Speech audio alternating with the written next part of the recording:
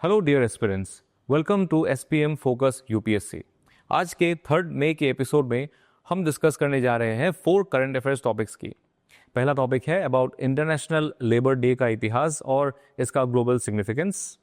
Secondly we will discuss about natural hydrogen यानी white hydrogen के exploration पर भारत का फोकस।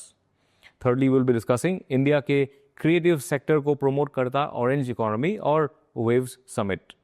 और lastly we will discuss about federalism, specifically on the justice Kurian Joseph committee. तो चलिए आज के ये एपिसोड शुरू करते हैं।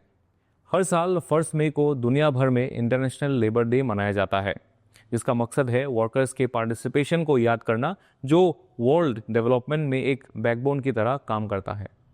इस दिन का हिस्टोरिकल बैकग्राउंड जानना भी ज़रूरी है। 1886 में शिकागो के हे मार्केट में हजारों की संख्या में वर्कर्स ने प्रोटेस्ट किया against unsafe working conditions and long working hours, that is around 12 to 16 hours का वर्किंग। इनका डिमांड था that there should be a 8-hour work day. ये प्रोटेस्ट जो था थोड़ा वायलेंट हो गया था जब पुलिस पर एक बम फेंका गया, जिसमें कई लोगों की जान चली गई। इस ट्रेजिक इंसिडेंट को हम हे मार्केट अफेयर के नाम से जानते हैं। 1889 में सेकेंड इंटरनेशनल ने, जो कि एक ऑर्गेनाइजेशन था which was created on July 14, 1889 by socialist and labour parties who wanted to work together for international socialism, इन्होंने डिसाइड किया कि 1 मई को हर साल इंटरनेशनल वर्कर्स डे के रूप में मनाया जाएगा टू ऑनर दिस स्ट्रगल। आज ये दिन यूरोप से लेकर लैटिन अमेरिका तक हर कॉन्टिनेंट में सेलिब्रेट होता है। अगर इंडिया की बात करें तो पहली बार 1923 में मद्रास में लेबर डे मनाया गया था, मलयापुरम चेट्टियार जी के लीडरशिप में।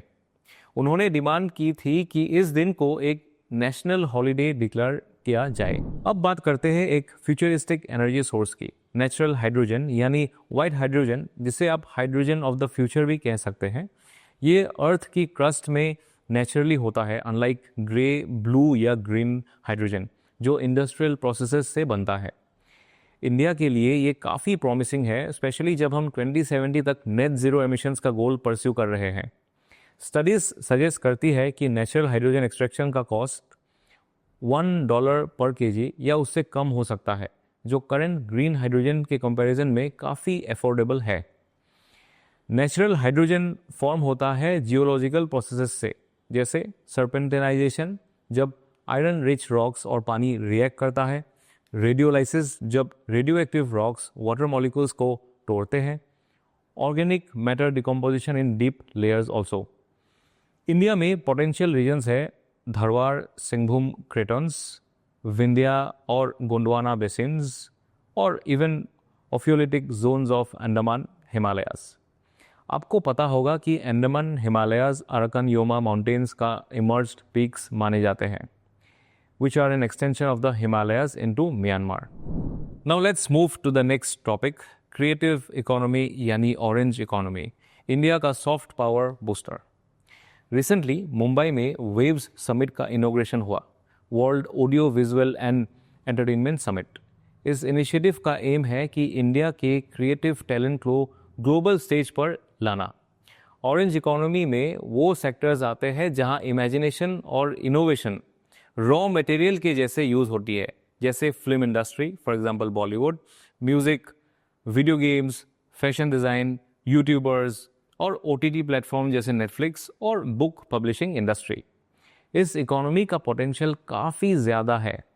मुकेश अंबानी जी ने हाईलाइट किया है कि इंडिया का एंटरटेनमेंट सेक्टर $28 बिलियन का है और अगले कुछ सालों में ये $100 बिलियन तक पहुंच सकता है। ये सेक्टर जॉब्स क्रिएट करता है, कल्चरल डिप्लोमेसी प्रमोट करता है और यूथ एंटरप्रेन्योरशिप को एनकरेज करता है। और अब चलते हैं आज के लास्ट टॉपिक पे, जो एक इम्पॉर्टेंट कॉन्स्टिट्यूशनल डेवलपमेंट है।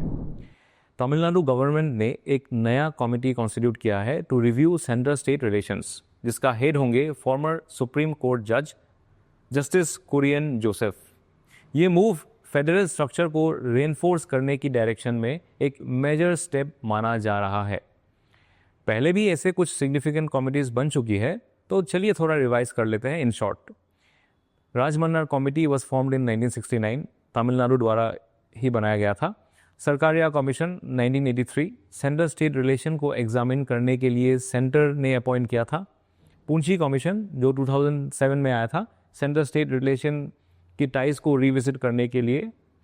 ये सब कमिटीज़ जो है इस बात पर फोकस करती है कि इंडिया का फेडरलिज्म बैलेंस और स्ट्रॉन्ग बने रहे, जहां स्टेट्स का राइट्स भी इक्वली रिस्पेक्टेड हो।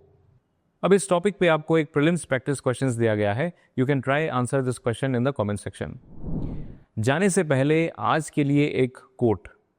The ultimate measure of a person is not where they stand in moments of comfort and convenience, but where they stand at times of challenge and controversy.